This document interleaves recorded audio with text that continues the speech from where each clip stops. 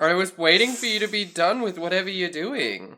Sorry, I was like, oh, are we... What, you're saying that you don't want the 6 minutes of empty air to be part of the episode? You don't want that to be how this starts? You are listening to Rent Free in My Head, the podcast where we take the thoughts squatting in our minds and set them up with residence in yours, free of charge. Each week, Kirstyn is an absolute nightmare and tells me a true crime story. And then Jer to the bear. Oh, we're coming in with the singing straight off the bat? Okay. Jer to the bear weaves a tale of mystery.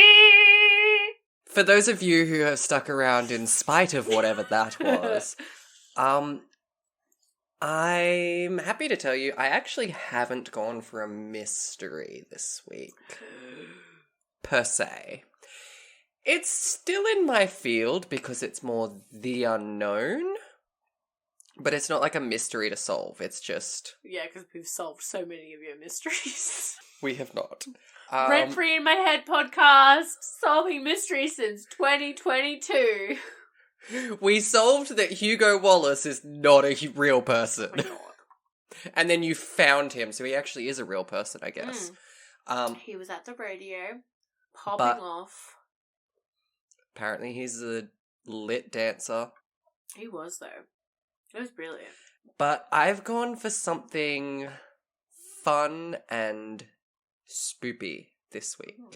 I know that this will mean nothing to you, but it'll mean something to someone. So if this means something to you listening, get excited.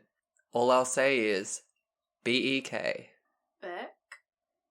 Yes, I'm going to tell you the story of BEK. You know what's funny? You know how, like, everyone has a name that they use that's not their name? Their coffee name, yes. We've talked about this. Yours Mine is BEK, BEK. mine is Max. Mine is Max. Lol. Maxwell if I'm feeling fancy. I say Rebecca sometimes, but the other weekend, for my sister's 30th, Wow, she's old. Literally. We were at the pub, and we were, like, hanging out and everything like that, and this guy came up, and he was, like, making friends, everyone was talking, blah, blah, blah, not really important, and he's like, oh, so what was your name? And I was like, BEK. And he's like, oh, BEK, nice to meet you. And I was like, yeah, you too. And then I can't remember who it was. They turned around and they were like, her name's not fucking BEK. And he's like, wait, what? What's your name? And I was like, it's BEK. And he's like, what? And I'm like, no, I'm fucking with you. It's Kirstyn. And he's like, oh. I hate when people dob you in, though, because I've used it. I have used it while out clobbing, okay. You know, gone out clobbing. I have used it while out clubbing where someone... Like, if you're standing in line waiting to get in or whatever, and someone sparks up a conversation and you don't want to talk to them. Oh, literally, though. My friend that I would go out with all the time back then we were of the same understanding. She would be like, oh, hi, I'm Robin. Not her name. Literally. And I would be like, Max, how's it going? And then later that night, when they approached us using those names, we would be like, Who? Sorry, who? That's not us. We've never met before. And like, yeah, we were talking before. You're Max. I'm like, my name's Jeramie. Yeah, what the fuck are you talking about? See how I have a J around my neck? That means Jeramie. Max doesn't start with a silent J. Alright. So, my case today is, like, kind of sad. It's, like, low-key really fucked up. No, but it has kind of, like, it has kind of, like, a cute ending. Okay. It's not the most depressing one I've done. So. I mean, I can't really talk after the past 4 weeks, so. So, and also how I chose it was because Jeramie knows this, but I'll let everyone else know. I was originally going to do a different case. That was took place in the town where my dad lives, but I thought it would be cooler if I got you guys, like, actual, like, trying to insider information about it from the townspeople, i.e. my dad, and Loki, my sister. the only people in the town. Just those two. Look. It's the only people I really want to talk to. But they have 3 pubs, so that's what Oh they my need God, for no, those one 2 of them people is in like that practically town. closing down because the guy who owns it is such a dick. Not important though. Anyway, so then I was like, fuck, and mind you, I literally decided that today, an hour before we started recording. So anyway, I was like, how the fuck am I going to pick a case in like 2 minutes? I got whiplash like so fucking quick because like we're leaving work and you're like, oh, I'm going to do this case. I'm just waiting for my dad to text me back. And then an hour later, we start the Skype call and you're like, so I'm not doing that case because my dad never texted me back. What a little bitch, though. I hope you're listening to this and you should message me back. He still hasn't messaged me back. He should be home right now. He should be playing on his computer by now. If by the time this episode is released, which is a week and a half from now, he has still not messaged you back, that's very concerning. It would not surprise me. I low-key think my dad hates me sometimes. Moving on from my daddy issues. On to my daddy issues. My dad never texts me back. He's dead. Anywho, so I was like, you know what? You know how I'm going to find a crime? I'm going to Google the worst cases in Australia the year I was born. So, my literal Google search was worst cases in Australia 1996. Oh, God. What? I think I know exactly what you're doing. No, you probably won't. I chose the one that you wouldn't expect. I didn't... So it's not... No. It's not the Port Arthur massacre. Okay, I'm because I was like, I straight later. away was like, 1996, worst thing to happen in Australia. Oh, no. No, see, I did that on purpose. I thought about doing it, and then I was like, no, because as soon as I say what I've Googled, Jeremy's going to think I'm doing Port Arthur. But I was like, Yeah. Psych, bitch. I'm not doing Port Arthur. Thought about it. It's on my list to do another time. Yay. I'm washing my hair that day. I'm too busy to listen. Sorry. Well, too bad, Jeremy. It's written down in my book. Well, I have lots of things written down in my book, but like... Oh my God, I can tick off too. Look at me. You do that too? I love that. Yeah. I like to add ones that weren't originally on my list that I then covered so that I can tick them off. That's kind of cute. I don't have room to do that. So I purposely didn't do Port Arthur because I thought that would be your first guess. So this is a case that I had never heard of, though apparently it's like low-key kind of famous, but like I feel like that's what like half the cases I cover. They're like, this is one of Australia's saddest cases, or Australia, blah, blah, blah. Every Australian's heard of this. And I'm like, literally the only case that I knew about before I did it was Daniel Morecambe. Because I literally grew up with that kid's face plastered everywhere. Yeah. Which, like, fair. But yeah, I found an article on Wikipedia that kind of gives you, like, a timeline of Australia's worst cases. And then I just chose one off that. I'm not gonna lie, I mainly chose this because of the kid's name. I thought it was really cool. I'm also probably gonna butcher it, but I'm gonna try really hard not to. Still gonna butcher it. This is just a heads up to any of our Aboriginal Torres Strait Islander listeners that the name of a dead person is mentioned. The dead person is from the 19th century, so I'm not too sure if it still applies. But I do know in your culture that you can't say dead people's names aloud, but it is mentioned throughout. So, enter at your own risk. So, anyway, we are going to Cairns, Australia in 1996. Obviously. So, on the 10th of October... the day started pretty, like, normal for everyone. You know, it's like a pretty chill day. A little Jandamara, who I will now refer to as Janda for the rest of it. O'Shane. So, Jandamara O'Shane.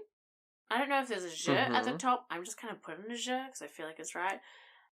He is a Murri Aboriginal Australian. So, his name is, like, pretty important. We'll get to it later. But yeah, I'm going to call him Janda because that's his, like, nickname. I also just realised that I probably could have watched news reports to hear his name pronunciation. And I'm really sorry, Janda, if you ever hear this. I love you. Anyway. Okay, that bodes well. That means he's alive. Okay. Yeah, see, I told you it wasn't super bad. He's also 6 years older than me, so it's not weird that I say I love you. So he was born on the 15th of August, 1990. So he was little 6-year-old, woke up, and he was super keen to go to school. He was feeling really sick, but he was like, no, Mom, I still want to go to school because I want to show all my friends my sick as shit new Kmart toy. Like, I really want to go to school. His mom was like, I don't really know if this is a good decision. And he's like, pretty please, Mum. And I'm not going to lie, this kid had like the chubbiest little fucking cheeks. I can understand why she couldn't say no to him. He's so fucking cute. I'm not going to send you a photo just yet because it'll kind of like low-key ruin what happens. But he's super fucking cute. So Janda's mum finally decides to just give in and she's like, alright, fine, you can go to school. So we're like, awesome, he's going to school. She would low-key later regret this decision. I also feel like it's weird to hear the sentence caved and was like, oh, okay, you can go to school. Like, pretty sure parents should actually be pushing for you to go to In school. the, like, things that I read, it was like, this main article that I got this from, it was like, this kid was like, I really want to fucking go to school, Mum. And apparently he was... Just... Mom, let me go to school. Can't say I've ever probably begged my mother to go to school. But, you know, this kid was really apparently into school. It doesn't say that in the Wikipedia page, but, like, that's not surprising. But it did say it in this main article that I read from the Crime Chronicles. But I thought it was an interesting little fact. So she took him to his school, which is the Cairns North Primary School.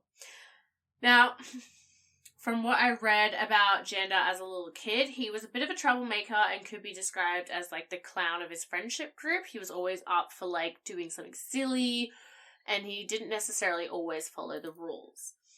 To be fair, the kid was 6. Yeah. Samesies, rules were trash. You're 26 and you don't like to follow the rules. Literally, though. So this particular morning, though, while his friends had decided to venture out into the out-of-bounds area, which, like, to be fair, fucking everyone has done at school, he made the decision not to, not really sure why. Bitch was thirsty because he went to the bubbler for a drink. For non-Australians, a bubbler is a drinking fountain. Roll with it. Anyway, so here's little 6-year-old Janda standing at the bubbler having a drink. Obviously, he stands up. And that's when the smell of petrol hits him. Oh, I mean, okay, I do love the smell of petrol. Samesies. Now, one article said that he was just like, oh, a car breakdown. You know? Not really sure if that's true or not, by the way. He smelled petrol, and then the burning sensation began. Oh, no. Apparently, he looked down at his arms and realized that his arms were on fire, and then immediately began screaming and running throughout the school because obviously he's fucking 6 and he's on fire. Where did the petrol and the fire come from? Turns out, Janda had been doused in 5 litres of petrol and then set alight with a cigarette. Am I missing something here? I thought he just went to get a drink from the bubbler. He was. He was just going to get a drink from the bubbler, and now all of a sudden he's on fire. How? We'll Who? Get to it. Is he missing time? Am I missing time? No, we'll get to it. It's a reveal, Jeremy. Okay. So he begins running around screaming because obviously he's fucking 6 years old and he's fucking on fire and he's freaking the fuck out. Now, as you do. His principal was in a nearby classroom and heard the screams. His principal, Michael Aitken, rushes to the sound. He's like, fuck, something is wrong. Someone is screaming. So he rushes to the sound and immediately springs into action, trying to stop the flames with his hands and his shirt. Fun fact, apparently that shirt was a Father's Day present from his daughter that year. But also, it's a petrol fire. Is that going to work? It did work. He did end up being able to smother out the flames, from everything that I read, and he basically saved Janda's life. And in the process, he completely fucked up his hands. I did try and find, like, more about his condition, but it wasn't super informative everywhere I looked. But we'll come back to him a little bit later. So, obviously, because this is, like, fucking intense, and he's in Cairns, Janda was flown to the Royal Children's Hospital in Brisbane for life-saving surgery. He was not expected to survive. His mother rushed to his side and was expecting to have to say goodbye to her son. He had burns to 70% of his body. Oh my god. And this is where I'm going to show you this little fucking cutie's face. I love him. Look at those cheeks. Aww. Look at them. He's so cute. So as you can see, obviously the flames did not get his face. It predominantly got the rest of his body. Here's another photo of him when he was still small. He looks kind of pissed off in this one, which is, like, fair. But the first one's my favourite because he's so fucking cute. Yeah, but also, like, he's probably in a lot of pain. Exactly. That's probably not a pissed off face. That's a ow. Ow. Exactly. But in saying that he had to say goodbye or anything like that, the mum thought she was going to say goodbye. This is where the meaning of his name comes into question. Thank you. I think it's okay to say it because it's the name of a living person now as well. But from what I got, this is low-key kind of a famous person. So I'm not 100% sure if we're allowed to say it. Or they're allowed to hear it. So yeah. But anyway, so that's where his name comes into, like, the picture kind of thing. Because you know how I said, like, this kid is a fucking fighter. Like, everyone legit thought he was going to die. Yeah. But his name, he was named after an Aboriginal resistance warrior, Jandamara, who was a key figure in the uprising against the European settlers in the 19th century. So he was named after, like, a badass bitch. So this kid is a badass bitch. Okay. He required long periods of recovery at the Royal Children's Hospital and years of skin grafts. Oh. And kind of an interesting fact, apparently he can only sweat through his hands and face now because everything else is low-key skin grafts. And it doesn't have the, like, the glands are there, yeah. But it doesn't have the, I guess the right pores to escape out of or something. From my understanding of it? Yeah. I'm only a scientist by association, so I don't. Exactly. So yeah.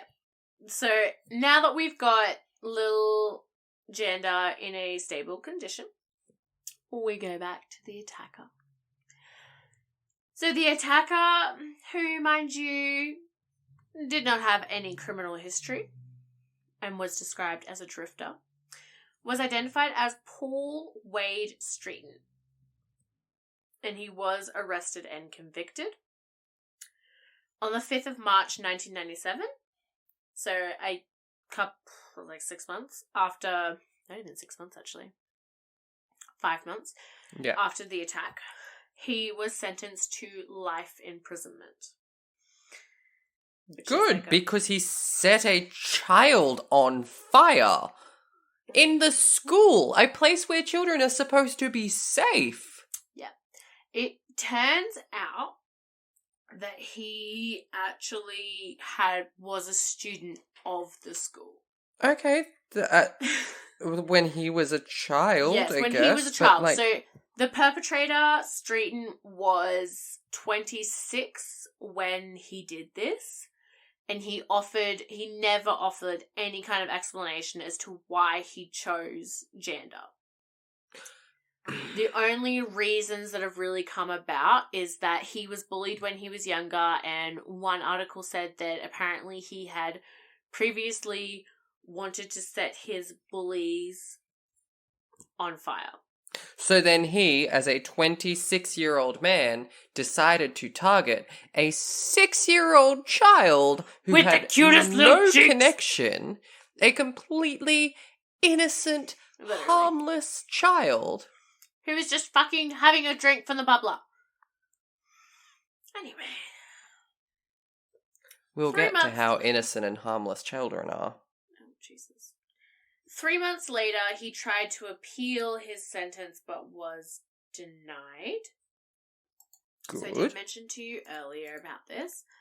And I think his points were he had 3 points.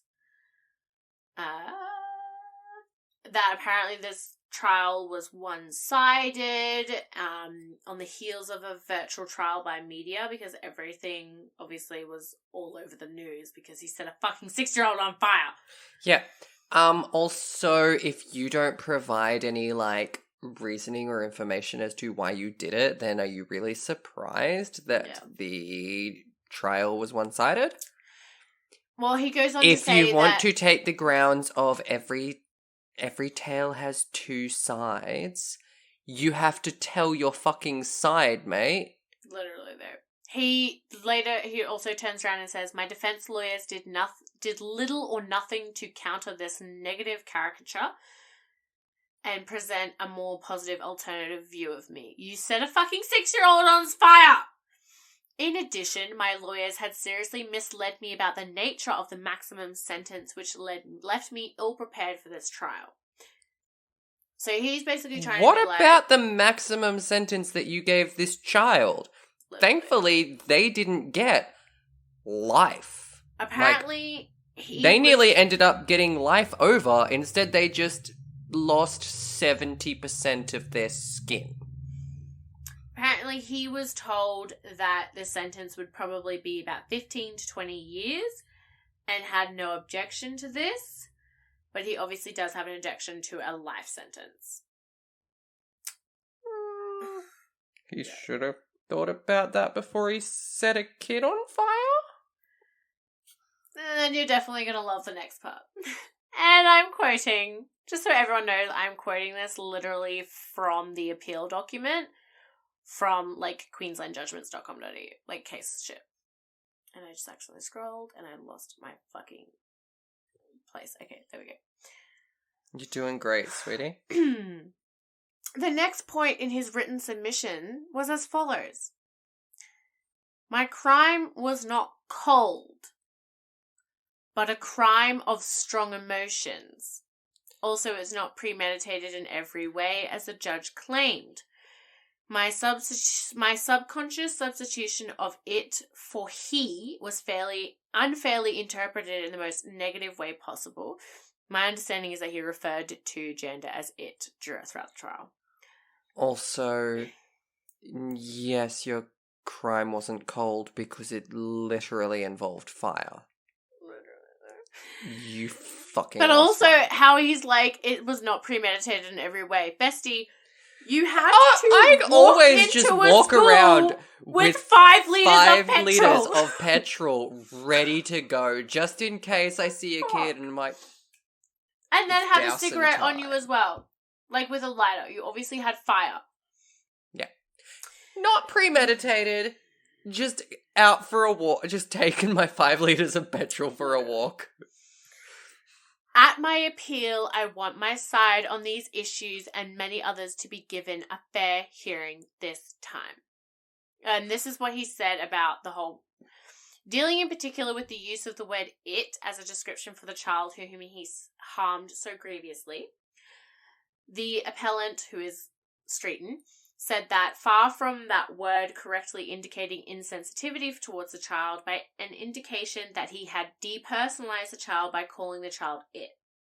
He felt sensitivity towards the child and in relation to the injuries which he had caused the child. The court declined to hear further elaboration on this aspect of the matter. Because fuck you. Yes.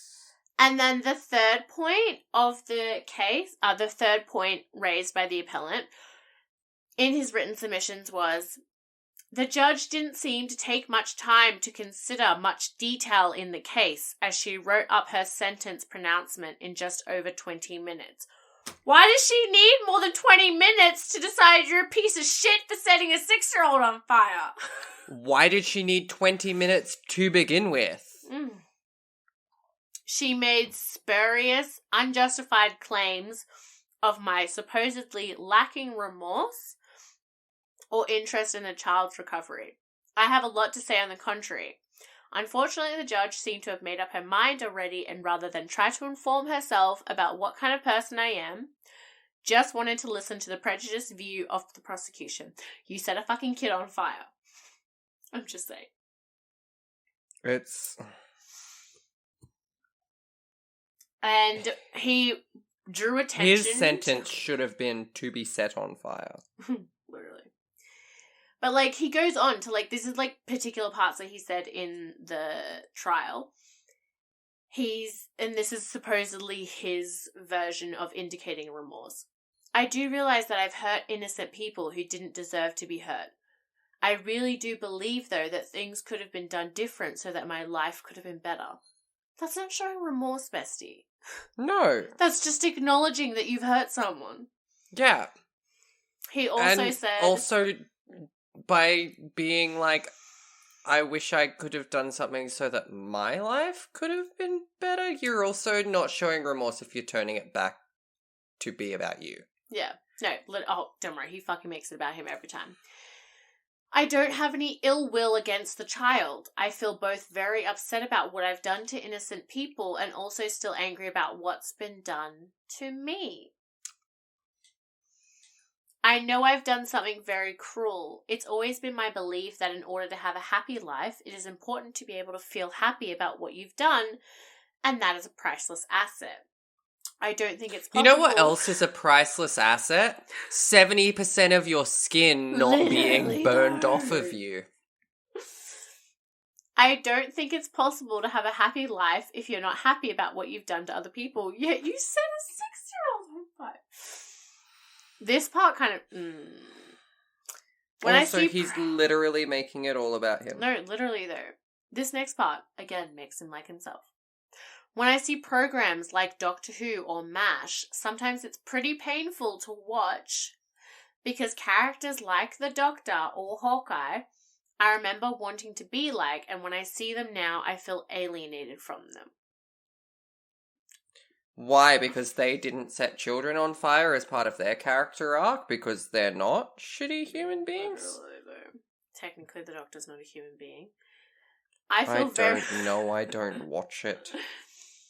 He goes on to say, I feel very depressed about hurting innocent people. In a way, I've given up interest in life after what I've done. And then he also has objected to being called callous, despite accepting that his crime was barbaric and cruel. And, like, this is what the judge has referred to in her sentencing remarks. She's like, you deliberately poured almost 5 liters of petrol over the little boy in a school program and then lit him alight, intending to kill him. When all he was doing was drinking out of a fucking bubbler. Literally. And she, again, is just like, you literally referred to the child as it. Like, get the fuck off. And then she's like, it was premeditated. Fuck you. And then she's also, this is my favorite part. He chose a small child because the applicant is a coward. It's not wrong. Exactly. She's also pointed out that because he's fucking done this, Janda has a permanent physical disability. Yeah. And the crime has also challenged the community perception that children are safe within their school grounds. Literally. It's... So she's literally turned around and been like, this must be regarded as a bad case. This must be regarded as why is it written as? As bad a case. Oh, okay, thank you. Sorry, my brain couldn't comprehend. It's like when it's that. Okay. This must be regarded as no. How do you say it? As bad a. As bad a. Okay. This must be regarded as bad a. I'm fucking it up. I'm joining the as's together. This must be regarded as bad a case as one could get in respect of a charge of attempted murder. There you go. 10th time's the charm. My brain just can't do it sometimes. No, I get that as well when it's like, Had, that sometimes mucks me up. Yeah, or... I'm looking... There is a perfect example in my head, I just can't get it out of my head, but it's like where it's that thing where it's talking about that... Where it's that does that. Oh, yeah. Like, you know... Makes sense. So basically the judge turned around and laughed at this appeal and was like, fuck you. No. Fair, I am with the judge on that one. And basically turned around and was like, I would accordingly refuse the applicant for leave to appeal against sentence. And she dismissed it. And then everyone else agreed. And they dismissed it. And the application for leave to appeal against sentence was refused. Because he's a piece of shit. As it should be. Literally. On to, like, kind of nicer things. So, also in 1996, Lionel Rose, who was the first Aboriginal Australian to win the world title in bantam weight boxing. I don't know what kind of boxing that is. I low-key don't really care. It's a weight class. Okay, who cares? He was a boxing champ. It's a sport thing. He was cool. He was like this sick as shit dude from the Gunditjmara people. I'm so sorry if I pronounced that wrong. And he was also later the first Aboriginal to be named Australian of the Year. So this guy was fucking cool as shit. What also makes him even cooler is that in 1996, after Janda was attacked, Lionel Rose actually gave his world title, like, boxing belt to Janda. Oh. In hopes that it would, like, encourage him and, like, speed up the little kid's recovery, because he's this little Aboriginal boy and probably one of his fucking heroes. Yeah, I was gonna say, belt. Was he, like, a wrestling kid, or... Well, there was another, I don't know if this part's true, but there was another article which said that Lionel Rose was actually, like, with the dad when he found out, or he helped him get to the hospital or something. Oh. That part was a bit confusing, but I think he knew the family. Okay. And even if he didn't beforehand, he certainly did afterwards. Yeah. So I thought that was really cool. No, like, I the love rest, that. right? I was like, that's so fucking precious. The rest of Australia obviously, like, rallied behind this little kid. Like, yeah. You know, it was a pretty intense situation. And he did struggle to survive for a hot minute there. But he did. I'm glad that he made it. I'm so glad. That's... Literally. So, I just can't believe that someone... set this poor little fucking kid on fire. would actually do that. That's fucking horrific. And then have no explanation for it. And just be like, well, it wasn't premeditated. Oh. Okay. On to continuing with our kind of, like, spirit happiness. Yes.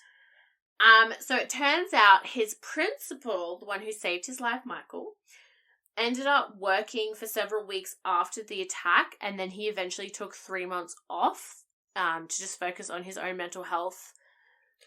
Because fucking fair. Yeah, exactly. And then he made the decision not to return because in the report that I read, it said that he was basically like one step away from PTSD, and I don't think he could enter that school without it severely affecting him. Which is also understandable. So he said that the biggest effect the event had on him was having his own mortality questioned. So, like, I think it was more just like, holy fuck. Like, anyone could just come in at any point and just, like, fucking kill you. Set me on fire. Literally, though. So,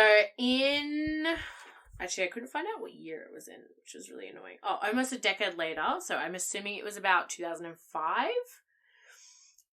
The Sunday Mail actually helped organize a reunion between Michael and Janda. Apparently, Michael was really, really nervous about seeing him again. And then Janda's mum, Jenny, turned around and was like, "Why would you be nervous? You are my family's hero for saving my son." And this would serve as an opportunity for both of them to have some healing. I love that. And as far as I'm aware, Janda is still in contact with one of his surgeons, who helped him on his road to recovery as well. So that was also another cute little tidbit. Bless. And then in 2011, Janda and his partner had a little son named, I'm probably going to fuck this up and I'm so sorry, Raupena? It's Raupena. Raupena? Raw, or row? Yeah. Could be all of the above. I don't know. Which I did try to Google what the meaning of it was. I don't know if it's a traditional name or not. That didn't come up for me, but other meanings that did come up for me were strength, charming, and like a bunch of other really good qualities. Oh. It's also, fun fact, it means caterpillars in German, which I thought was cute. Right. And then also later on, I'm not too sure when, he also has a daughter named Ava Marie. So he was 21 years old when he started his family, and it's very, very cute. Oh, I love that. I know. Also, this part you will, like, blow your mind because it blew my mind. Good or bad? Depends on how you look at it. No, it's not super, super bad. I can also send you photos of him now. So I'm going to send you a shirtless picture of him so you can see his scarring. It is pretty intense. I almost just clicked the hang up button. Oh. Yeah, so it is quite intense. But, you know, he also just seems like the sweetest fucking human, and that will make more sense when I tell you the next part. So, apparently, Janda and his family have forgiven his attacker. And his uncle has even apparently been quoted, who, by the way, his uncle is the magistrate for New South Wales, or was the magistrate for New South Wales, pretty important person politically, has turned around and said that the attacker's sentencing was too harsh, which I don't agree with, but, like, you know. I'm with you on that one, but... Yes. So...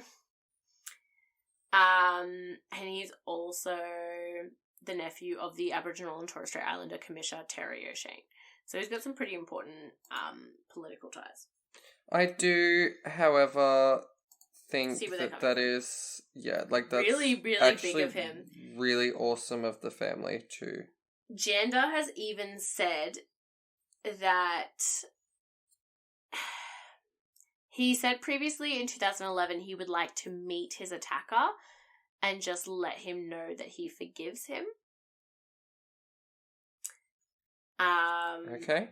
And he has apparently been quoted as saying, well, acknowledging that his own life hasn't been easy, but he has also acknowledged that neither was Streeton's, obviously, because of what he did. Yeah. So, yeah. So he has pretty much turned around and just been like, be thankful for the things you have and take the opportunities you are presented with and try to carry a positive mindset into all situations. Okay, I like that. That's fair. So he's literally the sweetest fucking person on the planet. And he's a lot nicer than I will ever be. That's not hard. That's really not, but this kid was literally set on fire when he was 6 years old, and he forgives the person that did it. Yeah. So, yeah, that was my case to see. It was kind of sad, but also kind of, like, heartwarming. It really was. It really was. Like, on both accounts. So, yeah, I thought that was a little interesting one. I had never heard of this before. To be fair, I was... No. 5 months old when it happened, but, like... Yeah. That does make a difference. Yeah, no. But yeah, how fucking cute is he? I love him. I love it. It's so cute. Just that poor kid. I know, right? Like, imagine being set on fire when you're 6 years old. Right? And, like, reading the, like, appeal things really just pissed me off. I was like... Yeah, no. I was like, babe, your victim might not agree with you being in prison, but I sure shit do. Well, are we ready for a whole ass change of pace? From beautiful and inspiring gender to... something different. And to go with that change of pace, also, I actually kind of need to... I forgot that I have, like, some notes that I have to read. But there's something that I'm going to do, and I'm going to kind of encourage you to do the same, just to set the mood and the vibe. And I am currently turning my screen down to the lowest brightness possible. Should I turn my light off? And turning my light off. Spicy! And I'm going to bring the candle in here. My light switch is... Okay, cool, my light switch is far away. I'm fucking keen. I'm especially glad that it's late at night. I am very excited for what I have for I'm excited because of how excited you are. I've been wanting to do this for a long time, but I also was like, no, I need to hold off. Come on, there it is. Okay. So, remember that time you were at like... band camp when you shoved a flute at me, pussy? Yes. Sorry. But also, remember that time that you were overwhelmed and didn't get a chance to write any notes, so you took the easy way out and read me a book instead? Yes, I do. Well, this week I'm going to do my version of that. Kinda. But I think you're going to really enjoy what I've brought to the table. It's not so much a mystery, more just the unknown, as I said earlier. And it's something that I've been wanting to tell you about for a while because I know that you don't know about it. And I was originally going to save it specifically for Halloween, but I needed something I could just throw together quickly for this episode, and so here we are. I'll be honest, I don't have any fun facts. Do you want me to find some random ones real quick, or just jump right in? I feel like I'm too excited. Okay, we're just going to jump right in. So this week, I'm going to be telling you about a modern-day urban legend. Ooh, so glad I turned my light off. Oh, you'll be real glad soon. The BEK, or Black-Eyed Kids. Oh my god, I thought you were going to say black-eyed... I didn't mean to do that! No, she's gay-hearting my screen. I was just trying to make the react thing go away. Black-eyed kids. So, I haven't fully lazied it. I have actually prepared like a little bit of background and information for you, but the majority of my segment this week will be me reading you stories of people's encounters with BEK. I will say, if you are listening to this and you also listen to And That's Why We Drink, I did come across and choose some of the stories M used in their coverage of this topic, so you will be hearing some of those again, but like, also, if you listen to podcasts, it won't be the first time that you have heard someone else telling a story that you've already heard before.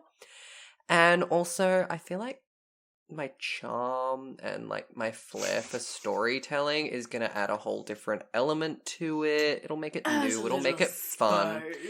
I am sure. Plus, I feel like Kirstyn's going to have quite some reactions to these stories. Oh, God. I mentioned it to someone at work today and they were like, oh, is she someone that gets spooked easily? I'm like, no, but it's Kirstyn, so there's going to be an abundance of F-bombs dropped, no matter what I tell her. So, just to confirm, you have never heard of BEK before outside of me mentioning them. Is that correct? Yeah, the only thing I can think of that might be similar is when Wine and Crime covered the phenomenon of murderers' eyes going black when they're killing someone. So yeah, no, that's... I assume that's different. Very much so. So, black-eyed kids more or less resemble normal children. I've seen mention of many of them seeming ghostly or pale in appearance. Doesn't always seem to be the case. The key thing that stands out about their appearance is that their eyes are entirely black. No pupil, no iris, no whites. Just black. I mean, I've said that children are demons before, but like... Mm-hmm. They also seem to always travel in pairs, usually with one being older than the other. So, like, it's usually like a tween teen and a young child kind of situation. That's fucking weird. They talk in voices that seem almost mechanical and rehearsed. And with odd speech patterns and behavior. They often only speak a sentence at a time, and it's usually pretty much the same sentences over and over, more or less. You will see exactly what I'm getting at in these encounters I'm about to tell you. Well, I still have a bit more background, but we'll burn that bridge, basically. Most encounters generally follow the same storyline or pattern. A child or a pair of children with black eyes arrive at someone's house or vehicle and insist on being let in. I really fucking hope everyone says no. Almost every report I have read or heard involves the person being filled with an unexplained feeling of intense fear or dread. In some cases, before even seeing the children. In some cases, just at the sound of a knock at the door. Ooh. I mean, to be fair, this is like 2022. These stories aren't. And I've also come across reports of people feeling something pulling them towards the door. Like, just a force. So they're not only filled with fear and dread at what is on the other side of the door, but something is drawing them to open the door anyway. So it's like a full fight within themselves. Theories range from them being ghosts, demons, vampires, or even alien-human hybrids.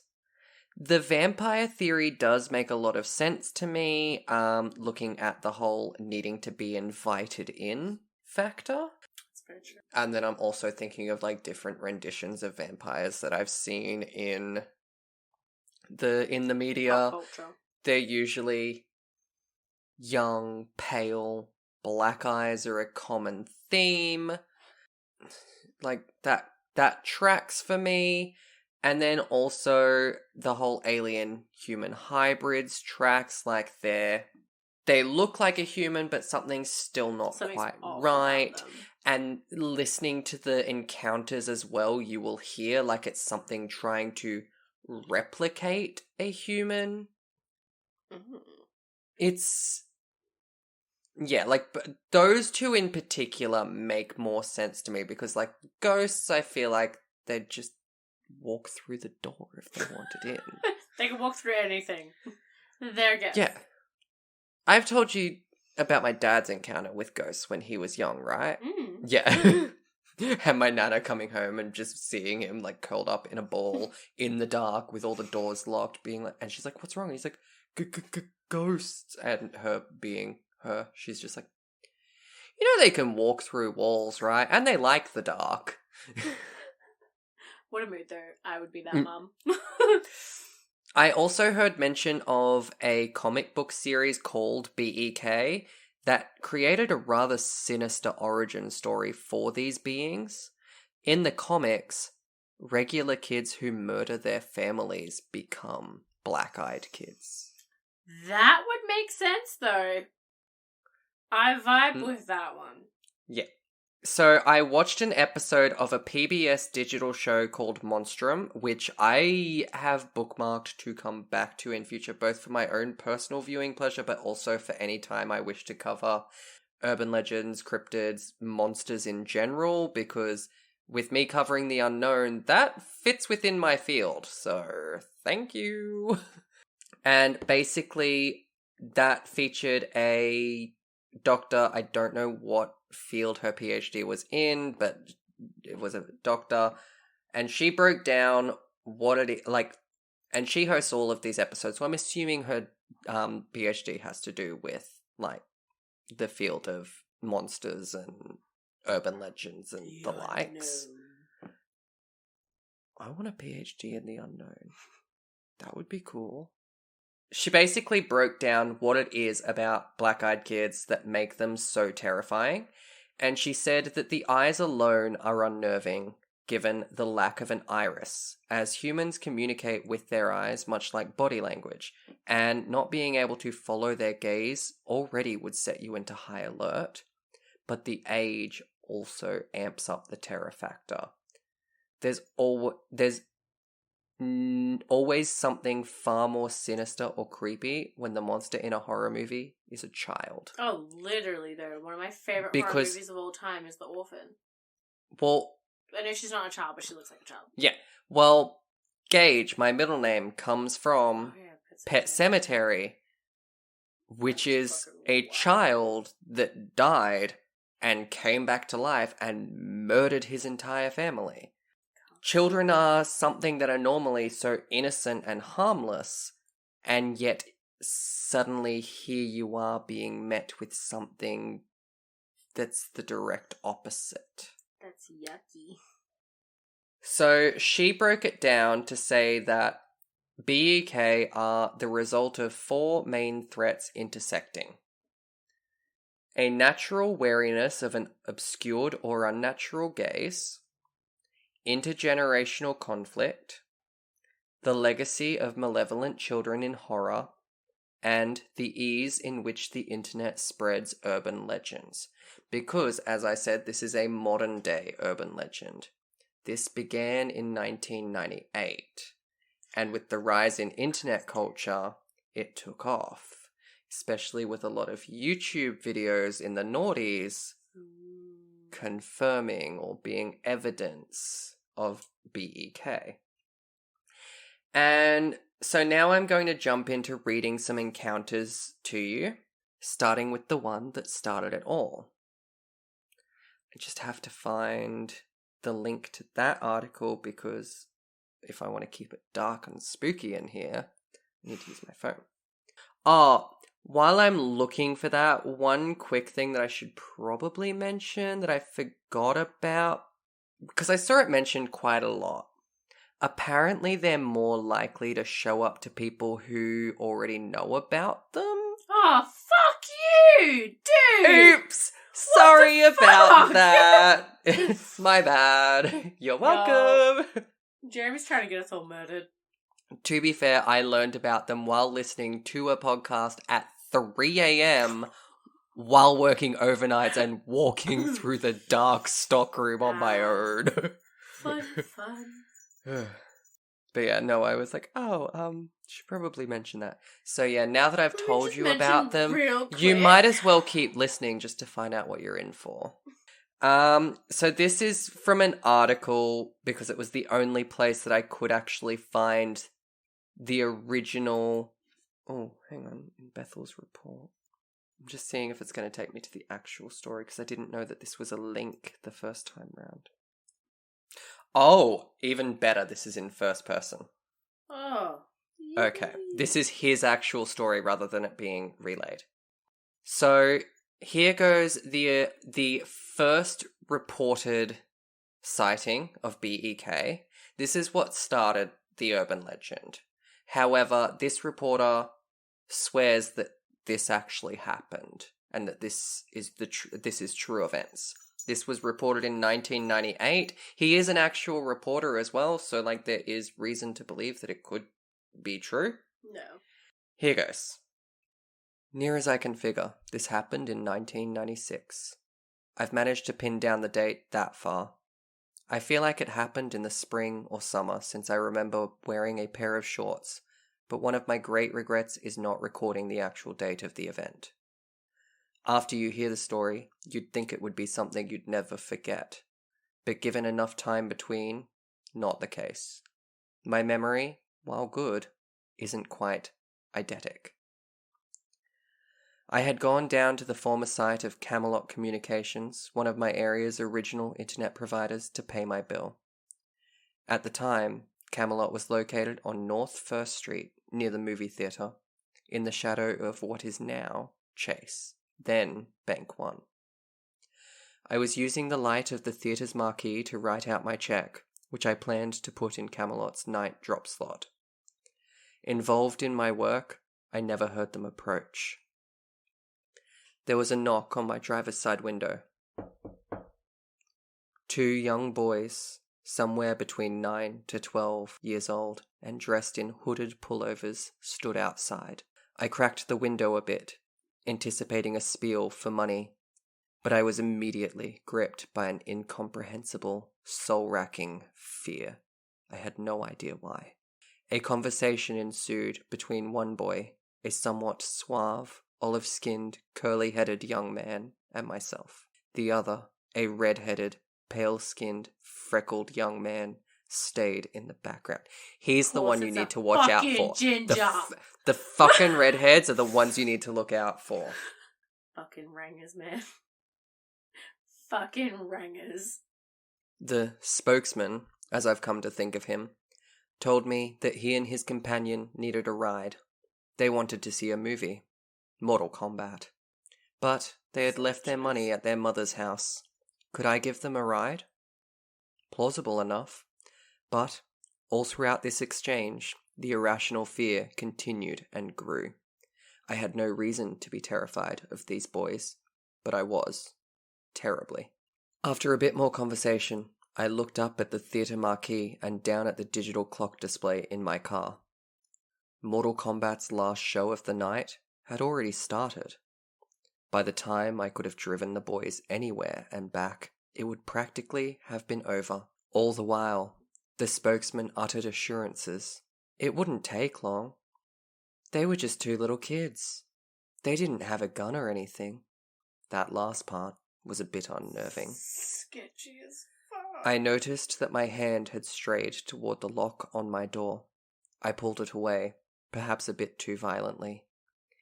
In the short time I had broken the gaze of the spokesman, something had changed, and my mind exploded in a vortex of all-consuming terror. Both boys stared at me with coal black eyes, the sort of eyes one sees these days on aliens or bargain basement vampires on late night television. Soulless orbs like two great swathes of starless night. I did what I feel any rational person would do. I full-on freaked out inside while trying to appear completely sane and calm. I apologized to the kids. I made whatever excuses came to mind, all of them designed to get me the hell out of there. Fast. The aura of fear was now a palpable, black hanging thing, almost as if reality itself was warping around me. I wrapped my hand around the gear shift, threw the car into reverse, and began to roll up the window, apologizing all the while. My fear must have been evident. The boy in the back wore a look of confusion. The spokesman banged sharply on the window as I rolled it up. His words, full of anger, echo in my mind even today. "We can't come in unless you tell us it's okay. Let us in!" I drove out of the parking lot in blind fear, and I'm surprised I didn't sideswipe a car or two along the way. I stole a quick look in my rearview mirror before peeling out into the night. The boys were gone. Even if they had run, I don't believe there was any place they could have hidden from view that quickly. I write for a lot of reasons. I'd do it even if I didn't get paid to do so. So I wrote down the story of what had happened more or less as a cathartic exercise and shared it with a small group of friends on an email list. From there, it grew out onto the wider internet and grew and grew and grew. Type my name in Google, you'll find it soon enough. In time, there was a term coined for what I'd seen. BEKs. Black-eyed kids. I wouldn't have chosen it, personally, but it's the acronym the internet knows. And then more or less it's just kind of him talking about his experience with people following the story. But that's the original BEK encounter. Sketchy as shit. I'm glad that I happened to notice before I read the part from the article that was a link with his under his name that said his report, because I was like, all I really have is like this brief recap from this article where they're like, this is what happened to him. I'm like, I remember hearing like the full sinister story. Like, I have quite a few ready to go. It might be long, but like, do you want them all? I'm down. Alrighty. I don't know which one to go with first. So I have Number them 3. from... No, I have them from two different... I have two different listicles open. One from the lineup and one from Thought Catalog. The lineup has some that are not really... Like, it's just a recap of it. And then the Thought catalog ones are the ones actually taken straight from the people's posts on Reddit or whatever. I might go with the ones from the lineup first, because I think the ones from Thought Catalog I can get more dramatic with. I also am going to pour myself a glass of red. But this is like exactly how I was envisioning doing this, and which is why I've been so excited, because I'm like, I want us to sit in the dark. I want it to be late at night. I want to get super dramatic about it. I just can't wait to hear how Kirstyn reacts. Does it say why he doesn't like BEK? No, it just says that that's not what he would have chosen. It's such a random thing to say, though. Okay, we're going to go with this one first. Because these aren't in first person, I'm just going to go in reporter voice, I guess. In January 2016, a woman in Vermont made the tragic mistake of letting two black-eyed children into her home. Why would you let them in? A blizzard was raging outside when she heard a faint knocking on her door. A boy and a girl stood there shivering, begging to use her phone. Unnerved by their presence, the woman nevertheless let them in and went to retrieve her phone. After the children walked into the light of the family room, the woman realized their eyes were completely black. Fuck that. As she stared at them in horror, her husband's nose began to bleed, at the same time that the power suddenly went out. What the fuck? After what felt like an eternity, the children spoke in unison, saying their parents had arrived. Have they The called woman- them yet? Nope! What the fuck? They had not. The parents just knew where they were. They came in, she reached for the phone, noticed their eyes were black, her husband got a nosebleed, and they were just like, oh, they're here. Mom and Bye. Dad are here, bye. Also, they said it in unison. That's creepy as fuck. After what felt like an eternity, the children spoke in unison, saying their parents had arrived. The woman watched as the two quietly left her house and entered a nondescript black car with a man in a suit. Not long after the strange encounter, the woman's husband was diagnosed with severe skin cancer. The woman began to suffer from regular nosebleeds and an onslaught of other medical issues. She's convinced her failing health, along with her husband's, is the result of the black-eyed children she unwittingly let into their home. Damn. But also she said their parents arrived, but it was only their dad. I'm just saying. Yeah.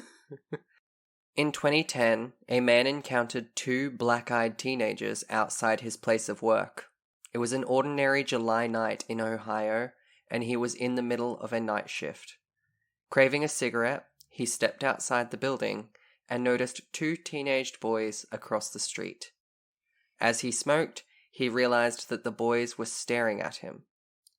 Weary, he returned to the safety of his cubicle and tried to refocus on his work, only to see, through the security cameras, that the boys had appeared in front of his building, motioning for him to come outside. Fed up, he went to the door, contemplating whether or not he should call the police. As if they had read his mind, the boys insisted that such an action was unnecessary. All they needed was to use a phone. He refused and watched in horror as one of the boys continued to stare up at the security camera while the other ventured to the back of the building, watching the cameras as though they could see what he was doing. With frayed nerves, he contacted the police, watching the teenagers on the video the entire time. When the officer arrived on the scene, he could not locate the teenagers anywhere, despite the fact that he never tore his eyes away from the video feed.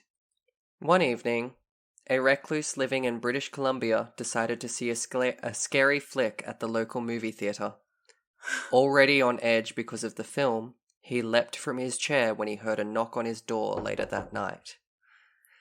With each step he took towards the door, the man felt a sense of dread flood down his spine. Nevertheless, something compelled him to open the door. Standing on the front porch was a beautiful teenage girl. The man guessed she was around 6 feet tall and had beautiful blonde hair. "May I enter the premises?" the girl asked, looking up at the man with solid black eyes. I'm sorry. Horrified. If she's 6 foot tall, how fucking tall is he that she's looking up at him? Or is she doing like siren eyes? No. I read a first-person account of this too, but it was really long-winded, and I was like, no. But then I found this version. I'm like, I'll go with this instead. He said he was like a good 4 inches taller than her. Oh, okay. I was like, yeah, because you were like, she's 6 foot, and then you're like, she looked up at him. I'm like, how the fuck? "May I enter the premises?" the girl asked, looking up at the man with solid black eyes.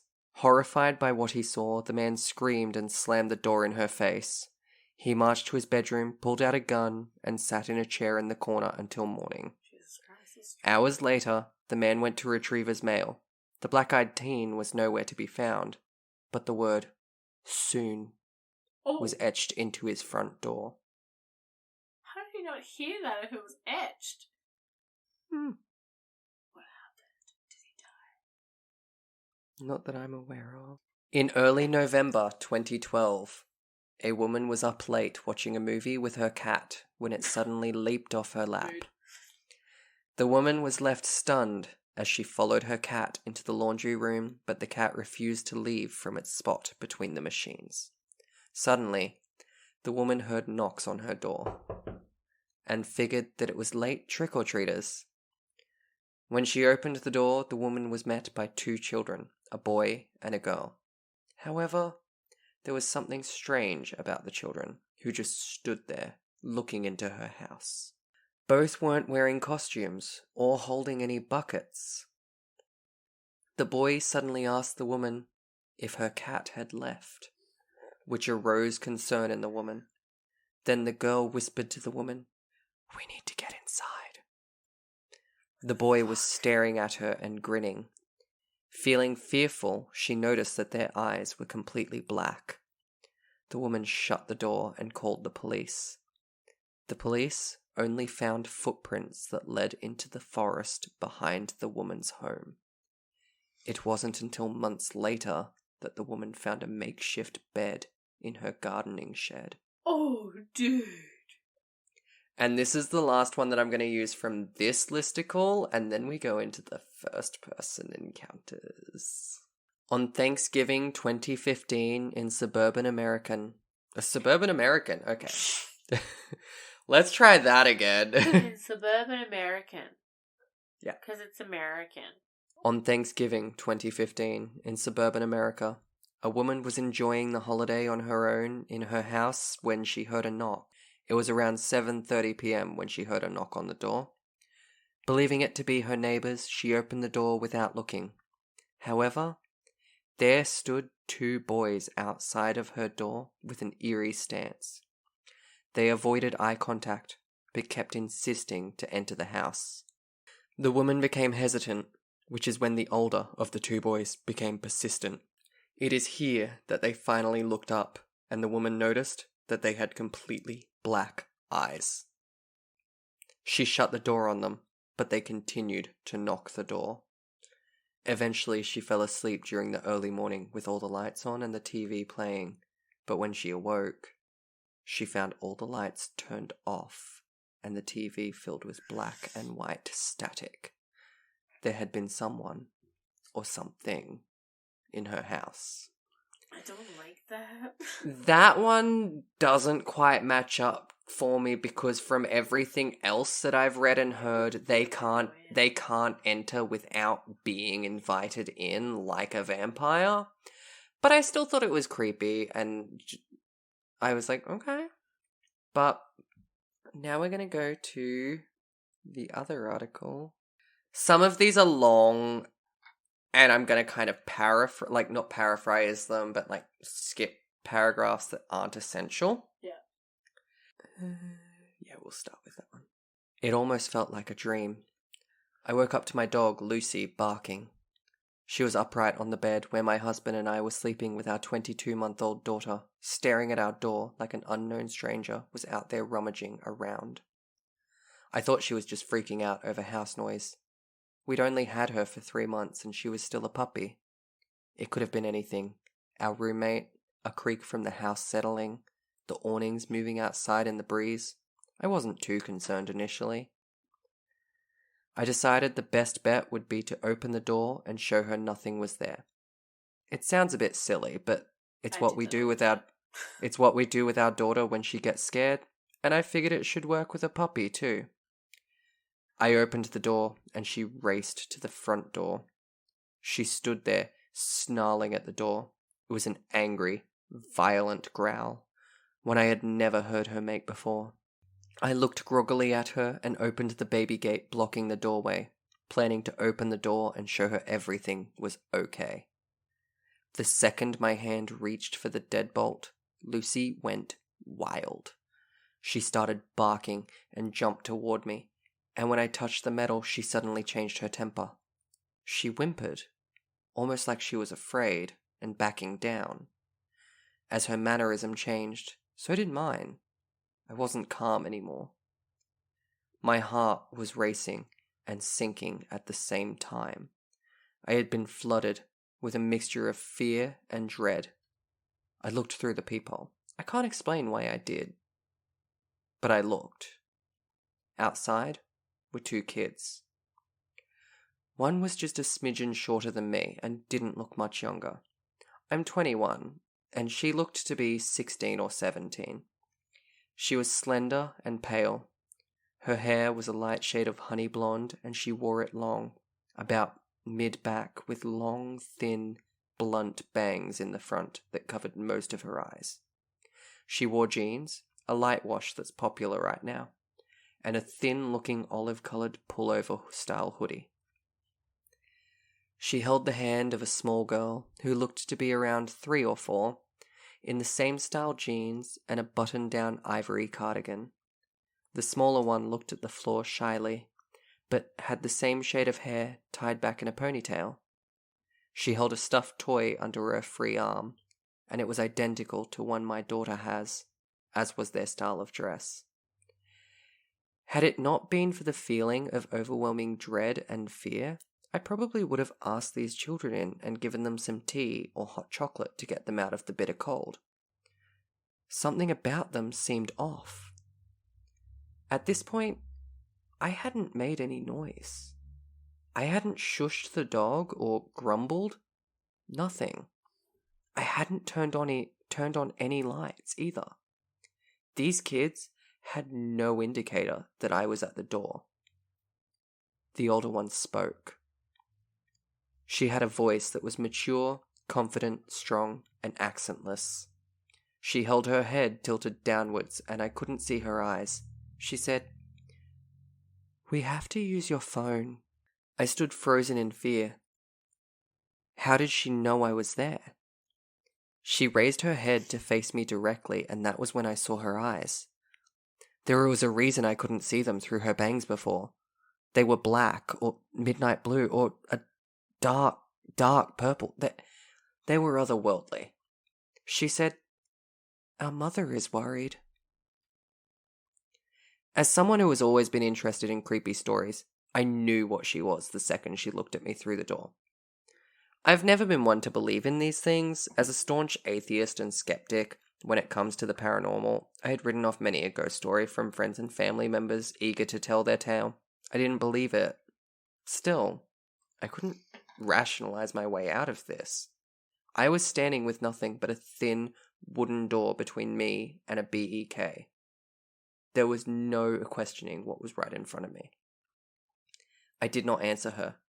Slowly and silently, I backed away from the door, Lucy still cowering at my ankles. She kept talking. "Just let us in to use your phone." I took another step back, and with that step, the tone changed. At first, she seemed polite. When I took that second step back, she became commanding, almost hostile. "We're not going to hurt you. If we wanted to do that, we would have broken in. I'll ask again. May we come in and use your phone?" Lucy snarled at the door, and I inched backward, though something inside me seemed to be slowly pulling me back toward the door. It wasn't a physical pulling so much as a subconscious need to go back and let them in. I got to my room, covered up the window, locked the door, and sat there in the dim light of the nightlight. I heard her call me back to the door once more, and then quiet. I did not go back to sleep that night, and I haven't slept right since. I know from reading about them that BEKs can't just come in without permission. I know they haven't hurt anyone, but I still fear that I'll be the exception. When I told my husband, he said it was just a dream. He keeps telling me to forget it, but this lingering feeling of sadness, this dread when the house is silent at night, this fear of a knock at the door, this tells me otherwise. So, do you see why I wanted to save this for Halloween? But also why I was just so eager to share this with you. These are fucking weird. Yeah.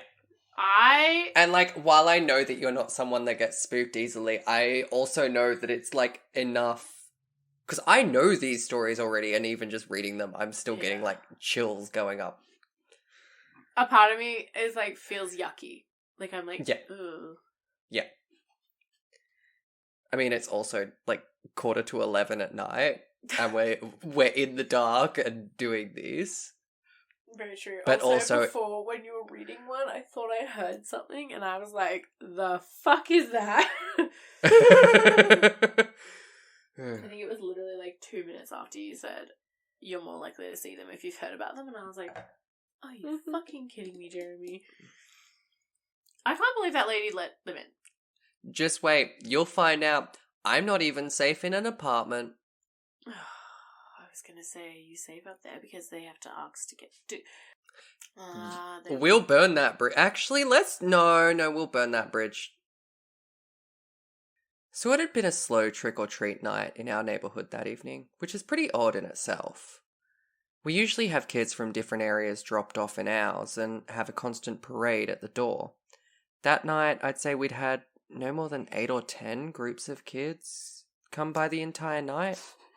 I fully forgot that this was American, and I was like, damn, that's intense! My favourite part about living in a secure apartment building where you can only access your floor, and there only being 6 apartments on a floor, I think one of which has kids.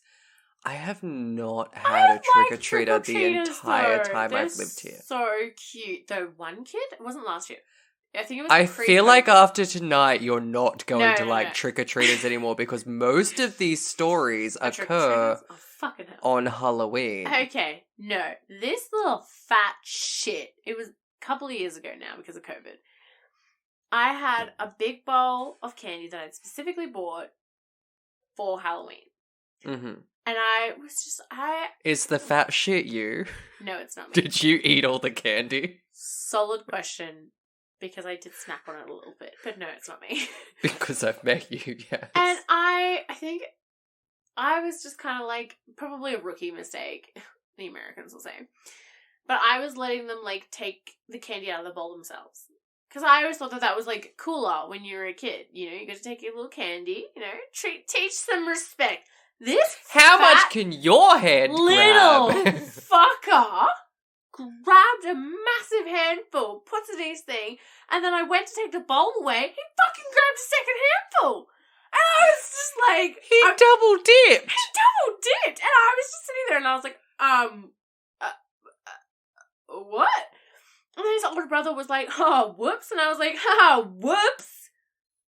Bitch, I've had so many people come to my door, I'm gonna run out of candy because you're a fat little fucking brother. Because you were a double dipper, and that's when you switched to, no, I'm putting it in. Yeah, literally, though. But then, you know what's really depressing is I ended up turning off my light, right, to be like, guys, I'm out of fucking candy. And then someone still knocked on my door, and I was like, I literally fucking ran out of candy. So then I had to, like, I found some candy canes in my cupboard. And I gave them Happy those. Halloween, it's early Christmas. I was like, I'm really sorry, I have, like, literally fucking nothing else because of this fat little fucker that double dipped.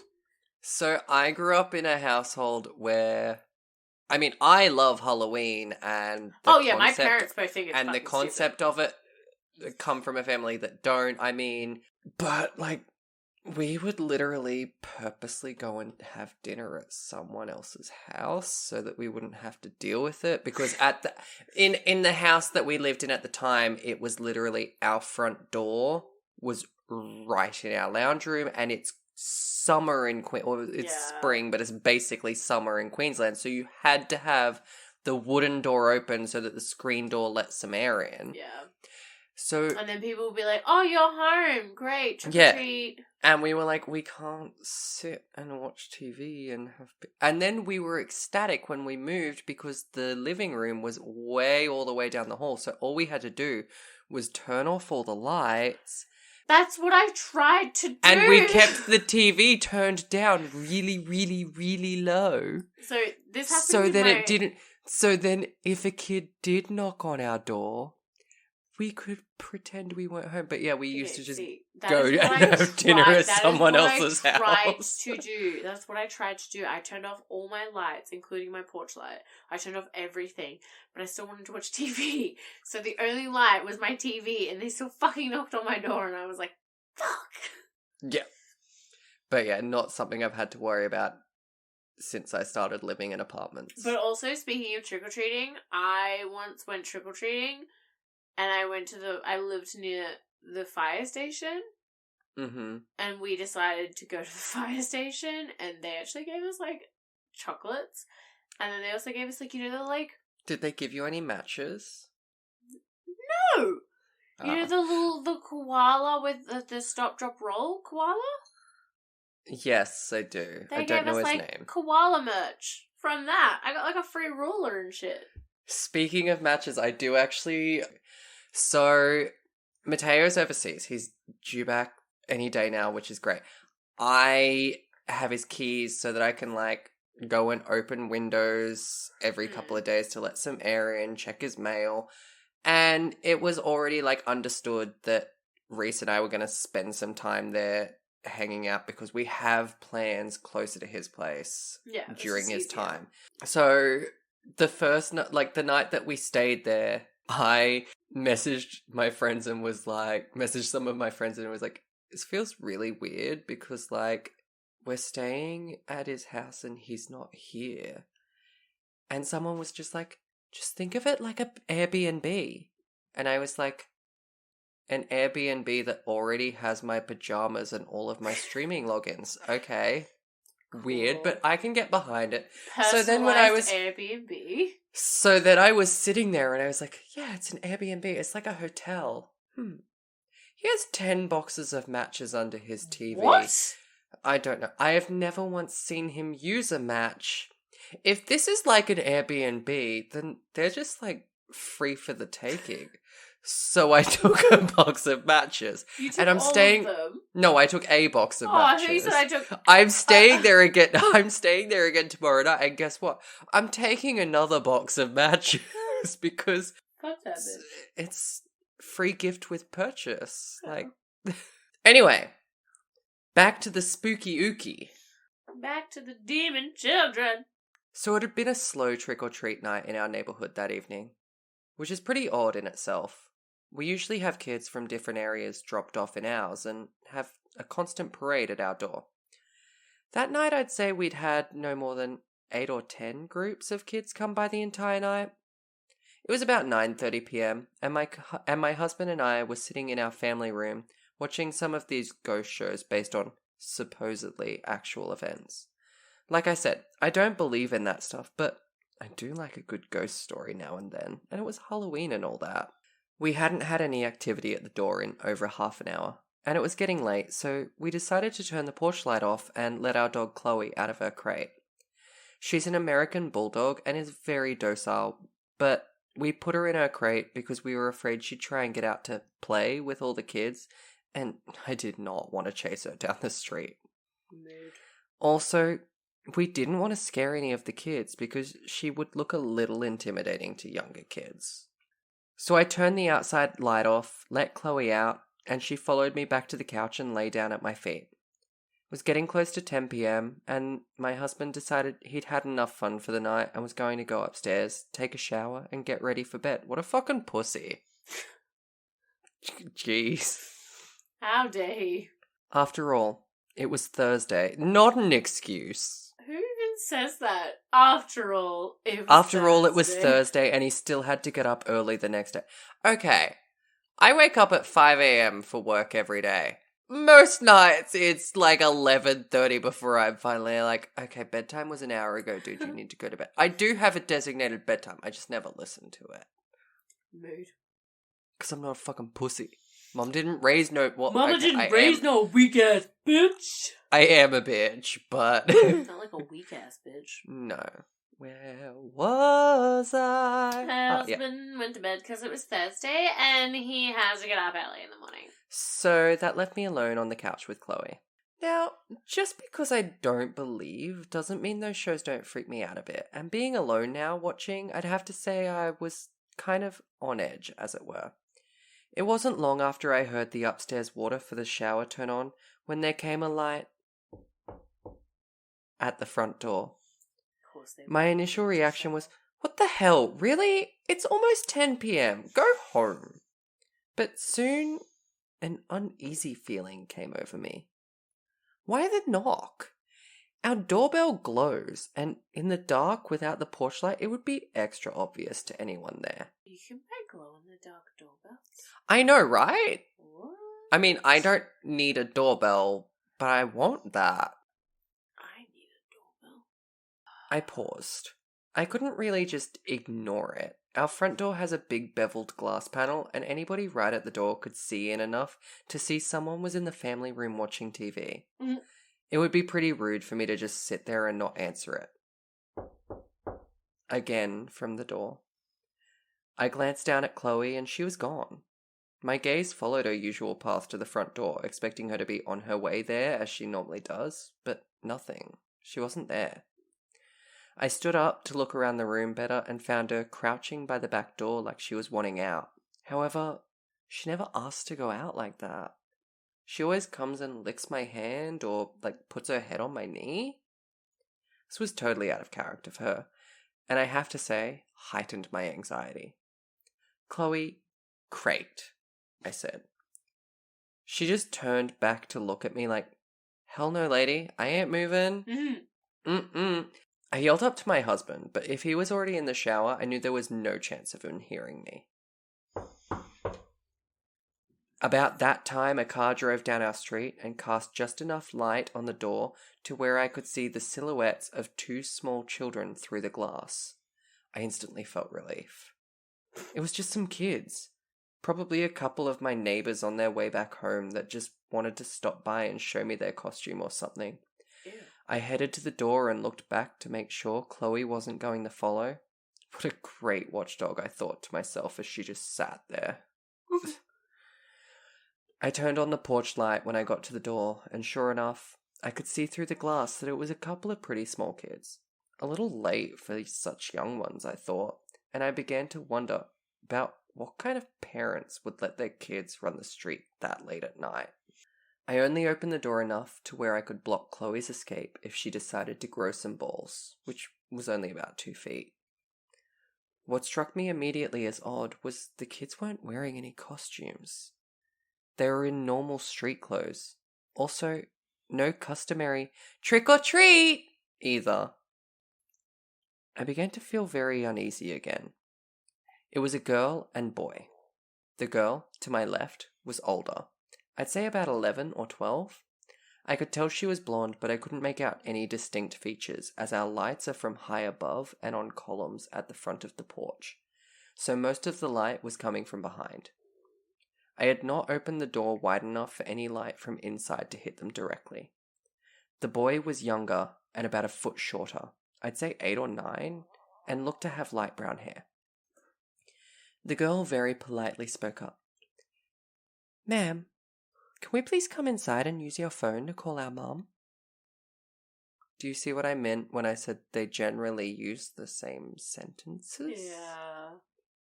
As she spoke, something in the pit of my stomach was telling me something was wrong. What kid, even at that age, doesn't have a cell phone of their own these days? I couldn't remember the last time I'd had anybody ask to use my home phone. Hun, don't you have a phone of your own you can call your mum on? I asked. Me. This was when things got really weird. Both kids turned to look at one another, like they were going to say something to one another, but neither ever spoke. They both turned back to me, and the girl said, Ma'am, my cell phone battery doesn't have any charge left in it. Can we please come inside and call our mother? We're alone out here, and my brother is scared. I have to admit, there were 2 competing feelings going on inside me. The first, that of a mother's heart that wanted to help these 2 small children get to their mum. The other, a sinking fear in my gut, was keeping the other feeling at bay. It was then I noticed that during the short conversation, I'd already opened the door an extra few inches, which was completely unaware of doing. I stopped. Honey, why don't you give me your mother's number and I can call her myself? Another pause, and they looked at each other again. After a short moment, they turned back to me, and the girl said, Ma'am, my little brother has to use your bathroom. Can we please come inside while you call our mum? And with that last statement, the little girl moved closer toward the door, like she was going to just walk on in by me. As she did, she stepped into the light coming from inside the house, and I got my first real good look at her. Solid, jet black eyes. That's all I could see. The motherly instinct was gone and replaced by terror. I don't think I've ever felt in my life. I don't think I've ever felt that terror in my life. I could feel every hair on my arms and back of my neck standing at attention. I closed the door to where my face was just able to stick out. The little girl stopped and again pleaded, "Please, ma'am, we're really scared and alone out here. We have to come inside. Please help us." Then, like on cue, both kids began to whimper and cry. That's when the fear took over and I shut and I locked the door. I'll call your mum if you give me the number," I shouted through the door, "but I'm not letting you in my house." I could still see them stand there on the porch, just staring at me through the beveled glass pane. Part of me wanted to run upstairs to my husband, but the bigger part didn't want to lose track of where they were. Mood. That would have freaked me out even more, to not know where they were. After what seemed like forever, but probably only a few seconds, I decided I'd call my neighbor that lives across the street. As I made my way to the side table by our couch to my phone, I glanced at the back door. Chloe was nowhere to be found. We later found her in the guest room under her bed. Under the bed. When I got to my phone and started to look for his contact info, it was only then that the kids stepped away from the door and began to walk into the street. As they did, I walked to the door to get a better look to see where they went, still not calling my neighbor. From the door, I could see that the kids were still standing under the street lamp nearest my house, staring at me. As I lifted the phone to my ear after calling, only then did the kids start walking down our street. I met my neighbor out under the lamp once he was out there, but the kids were nowhere to be seen. So I have another vehicle one, and this is one, it's a very short one. On March 17, 2008, I had my one and only encounter with a black-eyed kid. Before my experience, I had never heard of anything having to do with black-eyed kids. I was 12. I was sitting outside of a hairdresser's in an old Chevy pickup, waiting for my mum to get her hair cut. About 15 minutes had passed, and I saw some kid walking back and forth along the sidewalk in front of my parked car. At first, I thought I recognized him as one of my friends from school, so I banged on the front windshield until he looked my way. But it was not anyone that I knew. At this point, I wasn't scared at all, not yet. The boy walked over to the side of my car and just stared. I think to, let me get a good look at his eyes. To freak me out. And let me tell you, if you have never seen a black-eyed kid, you have no idea what to imagine. Eyes black as the night sky. The boy whispers, "You must let me in." And then I locked the car doors and just ducked down into the space below the seats. 5 minutes later, he was gone. But when my mother got into the car, she told me a boy with black eyes had come into the hairdresser's and insisted for her to give him the keys to the car. That's weird. She refused. Thank God. Christ. What the fuck? How did this kid know? Which bitch owned the car? Yeah, and it sounds like it was at a strip mall kind of situation. So how did this kid know which shop front to go into and which woman to approach to say, "Give me the keys to your car"? That's fucking weird. In other news, don't leave your fucking kids in the car. Yes, also true. I am skipping ahead a few stories because there's a humorous one that I really want to share with you. Because I feel like this one is going to elicit a really good reaction. And then I think there's only 3 3 or 4 more that I want to share with you. Some are quite short. Some are really short. Some are not. But this one I need to get out as quickly as possible because this one I do distinctly remember is one that M shared in their coverage on And That's Why We Drink, because it has been living rent-free in my head ever since, and I think of it all the time. The incident took place about 13 years ago. I had just moved to a new city with my wife. We were small-town newlyweds from the Midwest. We moved cross-country to one of the biggest cities in the Southwest so I could attend graduate school. Being naive and new to city living, I habitually answered the door without a second thought. Fucking Never weirdo. again after this. The first thing that should have tipped me off to the peculiarity... peculiarity... Fuck, peculiarity. Now I can't say it. Peculiarity. What? The first thing that should have tipped me off to this being a peculiar situation was the fact that someone was knocking at 6 in the morning. Ew, what the fuck? The second thing that should have dawned on me is the kid had to reach over a rather tall patio gate to unlatch and open it. The knock at the door was startling. My wife and I were getting ready for work, a pretty normal routine. The moment I opened the door, I was overtaken with an inexplicable sense of fear. To this day, I can picture him. Teenager.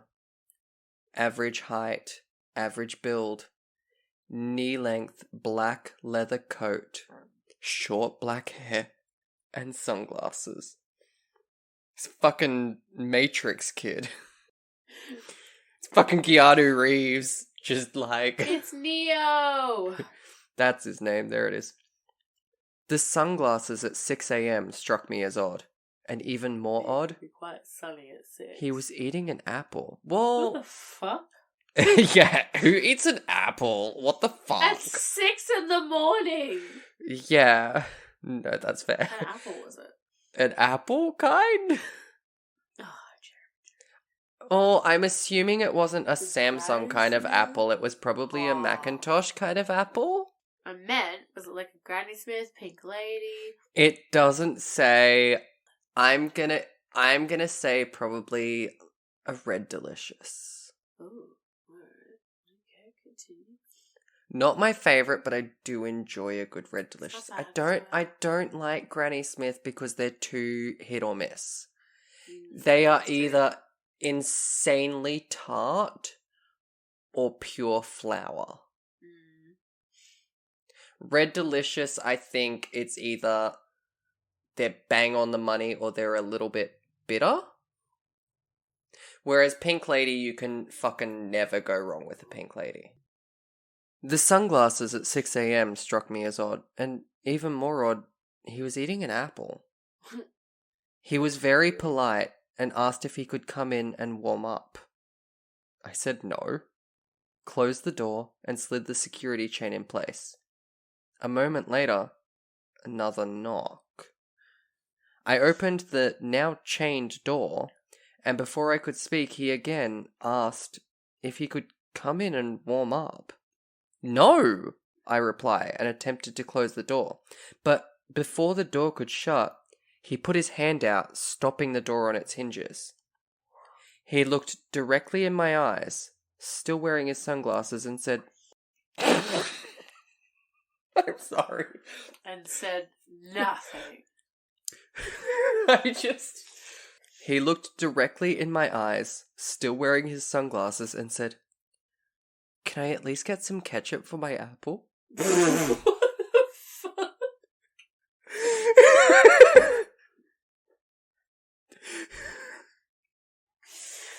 What?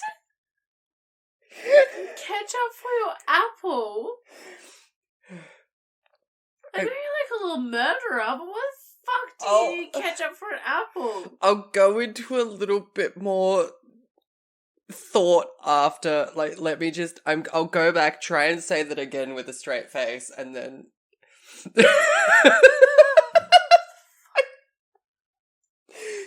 Can I at least get some ketchup for my apple? Just some ketchup for my apple, please. 2 sachets should be fine. Thank you. Really appreciate it. My apple will be so delicious now with tomato sauce. Okay. He looked directly in my eyes, still wearing his sunglasses, and said, Yeah, can I just have some ketchup for me apple? Can I at least get some ketchup for my apple? Fuck that, I reply, albeit a little bit confused. Get the hell out of here. My wife is calling the police. He takes a moment to let this information sink in, like some ketchup into your apple.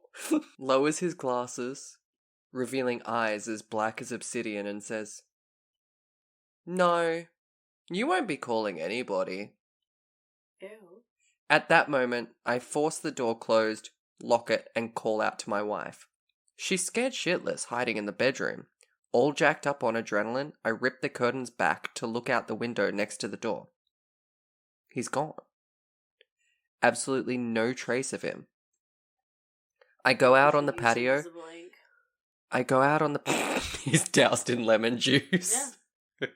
He's like, oh, this'll work. He wouldn't give me ketchup for my apple, so I'm just gonna douse myself in lemon juice. I go out on the patio and check the gate. It's still latched from the inside. That was fucked up, I think to myself, and as I turn to enter the house, I notice a half-eaten apple on the ground. Sans ketchup, of course. This is gross. So weird.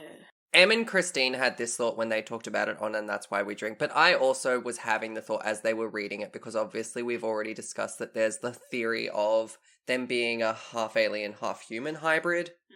Like, there's something not quite right about them, and that might be one thing, that might be an example of a thing that's not quite right about them. Yeah. Where it's, they know ketchup is a thing that you put on things, but they don't know that you don't put it on an apple. Fucking apple. Alright, so I How many have... more are there to read? Let me just double check. Okay, so there's 3. This really freaked me out. Yesterday, I noticed my neighbor hadn't put out all his Halloween decorations and lights, etc., and the past 2 years I've lived next to him, he's gone all out for Halloween. I don't know him well. He's younger, single. I know he likes kids. Not in a creepy way. His brother and sister-in-law and their kids are always visiting him, and he plays with his 3 young nieces and nephews out in the yard. So anyway, I got home from work and was walking up my driveway, and I saw him outside and said something like, Hey man, you better get your Halloween stuff up, or that house up the street is going to beat you for best decorations. He kind of smiles sheepishly and says that he's actually going to keep his house dark this year and just put candy out. I asked if he was going out of town, and he said no, something happened last year that really scared him. Now, I was concerned for my own safety. If some weirdos were coming around our neighborhood, which is a pretty safe neighborhood with tons of young families living here. So, I asked him what happened. And he said last year he had his brother's family over so they could trick-or-treat in the neighborhood, since they live in an apartment complex that doesn't do much for Halloween. That's the dream! I mean, I love Halloween, but I just want to get drunk and watch some scary movies with my friends in costumes, and then we just have a big sleepover. It's our annual spoopover. Literally. I'm so fucking excited for it. I can't wait. He had a bunch of kids come to the door like always, and then his family took off around 10:30. There were only a few older trick-or-treaters, but by 11:30 they were pretty much done. So he was inside watching TV, and the doorbell rings. He grabs the candy bowl and heads over, noticing that it's a little past midnight, and that's pretty rude for trick-or-treaters to still be out. It's November now. Emphasis on the no. But then he notices he hasn't turned off all his decoration lights yet, so his house is still kind of a beacon. Kind of asking for it. He swings the door open and is about to yell, "Boo!"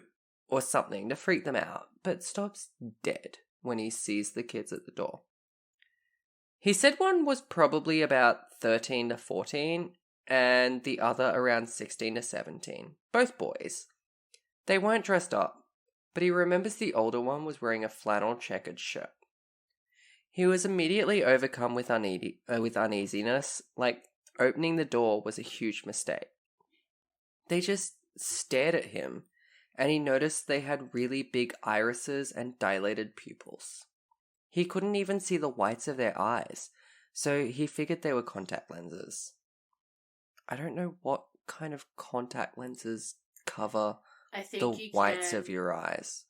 They would be painful like to put in, though. Because I remember reading Maisie Williams, Arya, in Game of Thrones, for the part where she's blind, they put these like white, cloudy contacts in her eyes, so that all of her eyes were like this cloudy white thing. They would be painful to put in. Yeah, it would be painful to take out. That too, because I've used coloured contacts for a costume before, and I had to do like the whole 2 weeks of training my eyes to get used to them thing, where like you put them in for 30 minutes the first day, then an hour the next day, then like just to get used to putting them in and taking them out, but also get your eyes used to having them in there. Something in there. He was frozen there, holding the candy bowl. Like, he couldn't slam the door in their face as much as he wanted to. So he nervously tried to smile at them, hoping they would break character and ask for candy or something. The younger one said they had gotten lost and needed to come in and use his phone. That was when he closed the door more than halfway on them and said, "No, sorry." Okay. And the older one said something like, "Can we just wait in your house until our parents come get us?" That's fucking weird. But, again, like, okay, you need my phone to let your parents know that you're here. I've just said, no, you can't use my phone, and your immediate response is, oh, well, what if we just, like, sit and wait for them? Yeah, sure. So, that also kind of, I guess, unless they're just using it as a tactic to get in, that also kind of speaks to the whole maybe alien trying to impersonate a human kind of thing, and they just assume that parents always know where you are. Which, let me tell you, bestie, they don't. No. Can we just wait in your house until our parents come and get us? But by then, he was convinced that his life was in danger and these kids must be high on something or intending to rob him, and he just kept mumbling, "No, sorry, good night," as he inched the door closed and locked it. He told me he was so fucking scared at that point that they were going to try to break in through one of his windows or something, but he looked through the peephole and they had turned to leave. He watched TV with the volume really low so he could hear any sounds at all, and he stayed up until like 5 a.m. because he was too scared to go to bed and drop his guard. The whole time he's telling me this, I'm thinking, oh my god, this sounds so familiar. Just like the BEK urban legend. Then I thought, hey, maybe this dude's just trying to scare me, because after all, he does have the Halloween spirit. So I'm looking at him incredulously, but trying to not seem so gullible. So I'm like, man, that's crazy. Sounds like the Black-Eyed Kids. He just looks at me blankly. The what? Like, is that like a movie or something? I said, no, but told him to go look it up online. Like an hour later, I get a knock on my door and admittedly almost jump out of my skin thinking it's a demon child. Rude.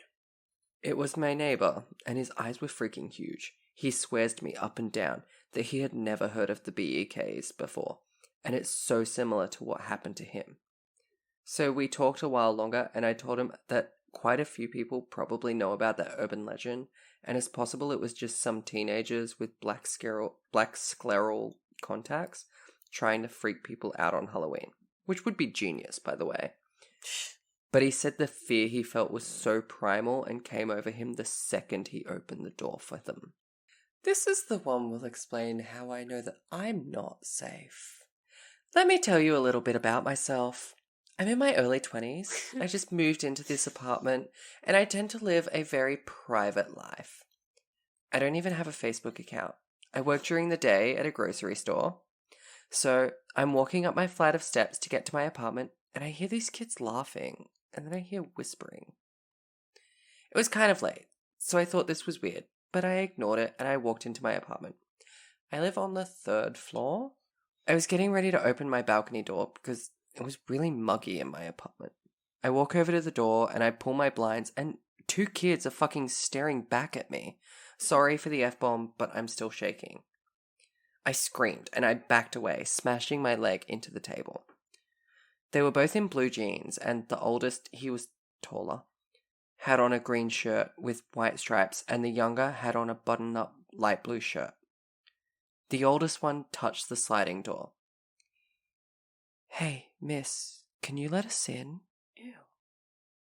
The younger one just kept looking at me. I still just stared at them. I finally was able to say, "How did you get on my balcony?" I walked to the door and noticed how excited the older one got. He moved closer to the entrance. "Can you let us in?" I wasn't thinking. I unlocked the door, and when I looked up, their eyes. You guys, their eyes, they were black. Like, the entire eye. I quick locked the door and told them I had to call the police because my door was jammed and I couldn't unlock the door. So I called the police. The oldest boy pleaded with me the entire time to let them in. The police arrived about an hour ago. They came in and walked to the balcony, and when they opened my balcony door, nothing was there. That's fucking weird. They looked down and they saw 2 children that were running into the parking lot away from the building. The police took a report and said they had to have had help getting up there, and they would question the neighbors. I'm freaking out. I'm crying. I don't want to stay here, but then again, I don't feel safe going outside right now. Fair. So apparently I'm not safe from You're really demon. You're fucked. I'm not safe from demon dogs with red eyes appearing on my balcony, and I'm also not safe from demon children with black eyes appearing on my balcony. Just in general, you are not safe. No. Also, I will now share the last story with you at midnight. Woo! Woo! I am aware that the last episode was quite short, but I knew going into it that this one was probably going to be quite long because I knew I would want to share all of the stories, but I also had a suspicion that you would want to hear all of the stories. Yeah, no, they're really interesting, and it's weird hearing Yeah. the different things about them. It's such an interesting concept, and obviously this is a big example of what urban legends could have become with the internet. Because obviously we all know about urban legends, and they got made bigger because of movies and just general, everyone. There's the whole thing of everyone knows someone in their town who was babysitting and they got the call from the guy that was inside the house and he was going to kill the children. Urban Legend is actually one of my all-time favorite movies. This one is a bit long, but not as long as the others. I also feel like it's kind of the spookiest of them all. Ooh. I'm intrigued. I mean, no one asks for ketchup for their apples, so it's not like... I'm out then. Okay. Can I at least get some ketchup for my wine? Can I at least get some mustard for my monster? Alright, my last story. Last night was like any other night. I was switching between listening to music and watching YouTube videos with one headphone in so that I can hear my infant daughter if she cries. That way my wife can get a full night's sleep. She works at 4 a.m. at the hospital every day. When I decide to go lay down in the spare bed in the baby's room, just as I doze off, I heard a thumping coming from the front porch. Startled at first, I open my eyes and I scan the room. Realizing it was most likely my cat scratching himself on the front porch, I doze back off. Then again, the thumping. Damn cat. I got out of the bed to run him off the porch, only to see he wasn't there anymore. Now that I was up again, I wasn't the least bit tired. What a fat fucking mood, though. The other night, I was so desperately tired, and I went to bed and fell asleep, but then I urgently woke up an hour later because for some reason I had super important thoughts about tables and chairs. I don't know. I needed, all I could think about was different types of tables and chairs. And I'm not planning to redecorate or anything. That's random. But yes, I spent like an hour just laying there thinking about tables and chairs. And I'm like, well, now I'm awake. I figured I'll just get some tea and check Facebook while I'm up. Maybe finish the web series I was watching on YouTube. A few minutes into the video, I felt the sudden urge to look up at the kitchen window. And there they were. The tops of two short-statured people's heads cresting the stairs just above my window frame. The people were just short enough to not see in the window, but I could see out. I heard no footsteps on my porch as my stomach turned. But the knock. The knock was a steady, hollow thump. The very same thump I had just blamed on my cat. Deciding it was best not to answer, I shat myself.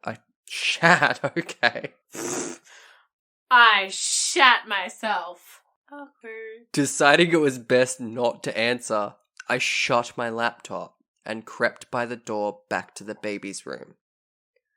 I assumed it was some of the people from the low-income housing across the road from me that were high, or hiding from the cops, or maybe looking for my cousin who stays with me often and has many friends over there. The last thing I needed was to try and explain to two stoners that I was trying to sleep, even though it was 2 a.m. Mm-hmm. It wasn't until I got to my daughter's room that the creepiness set in. The thump had moved from the kitchen to the bedroom windows. Both windows. A room apart, thumping in perfect time. These stoners were going to wake up my daughter now if I didn't run them off. Pissed off, I went out to the kitchen, unlocked and opened the door, ready to run around to the side of the house and kick some little idiot's ass. It happened then. Standing there, looking up at me, were 2 10 or 11-year-old boys. The feeling of dread and the smell of mold almost made me vomit. The smaller of the two then spoke. May we?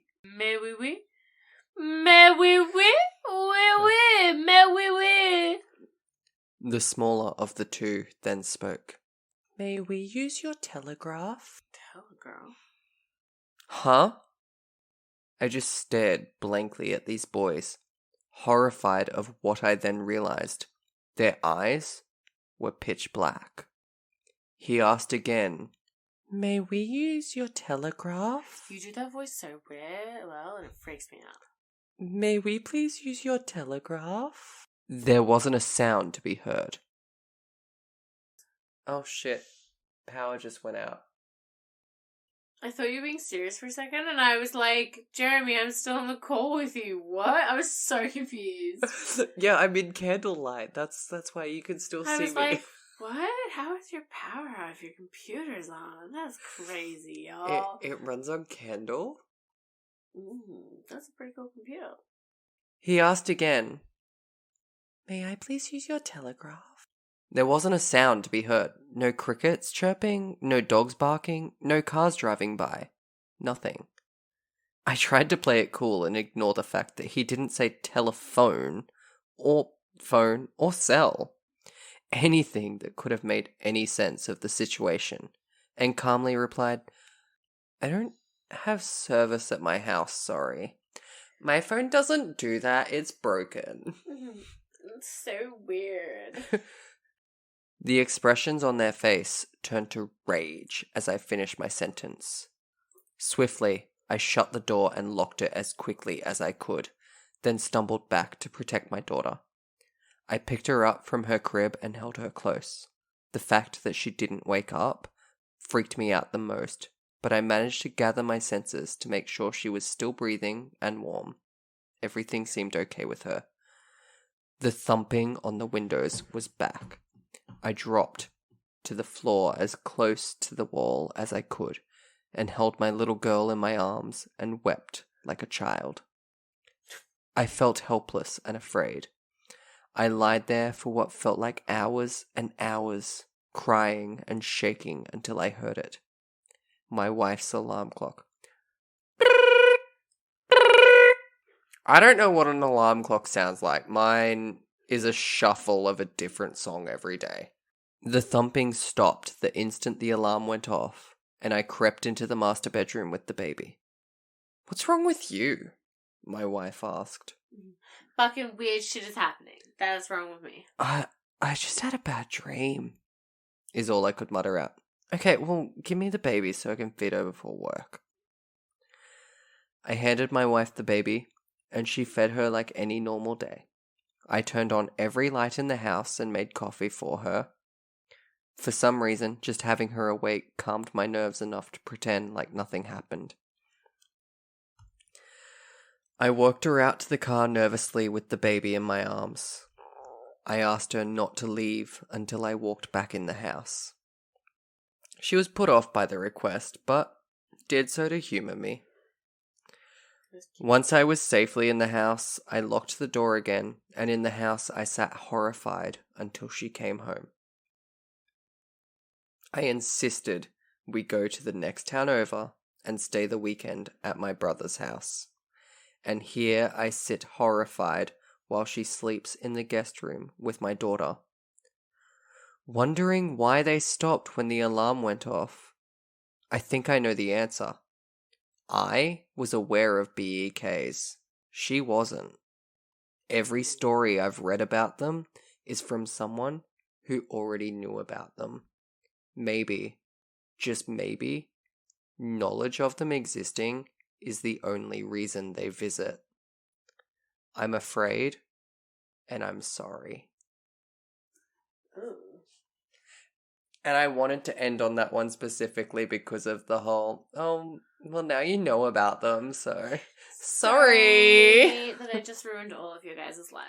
Yeah, more or less. Honestly. But that is, I don't really know if I can say the story. The stories, that's the existence, kind of some background, some encounters, just a lot of, that's my coverage of BEKs, Black Eyed Kids.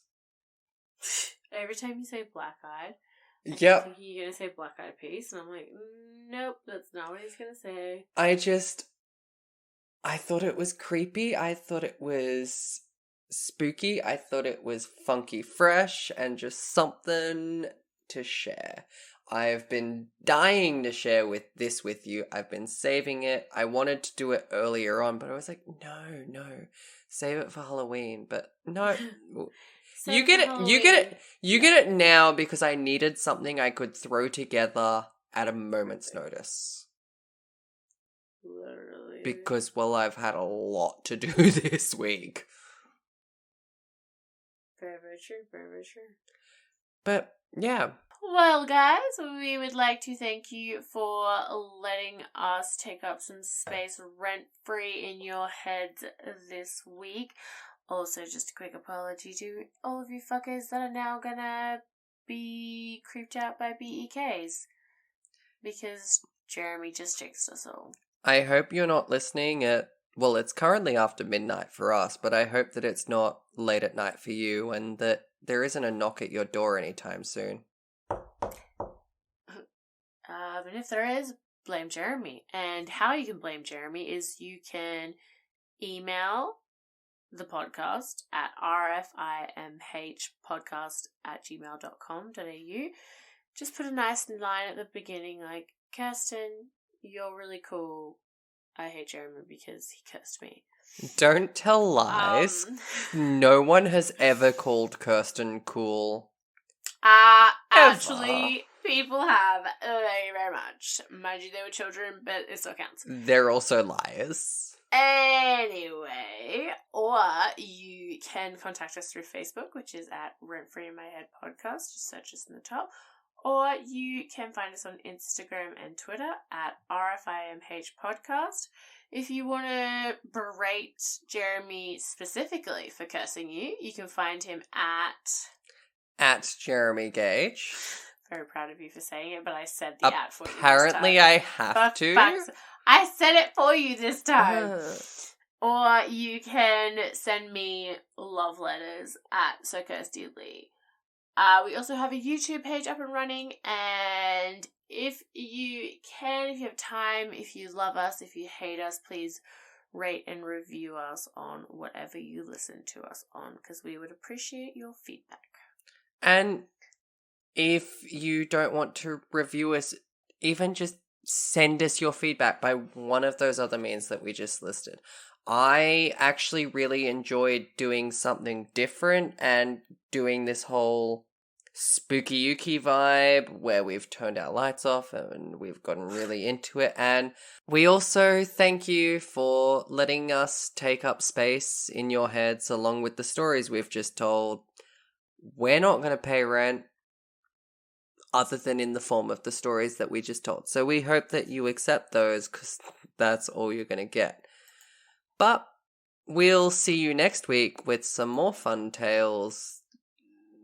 Fun might have a question mark next to it knowing us, but you know. Yeah, this is questionable. What you signed up for. So get the fuck over it and deal with it, but bitches. No, I'm kidding. If you enjoyed what we did today, please let us know and I'll try and find, I was questionable about whether or not I wanted to look into urban legends or cryptids or anything like that.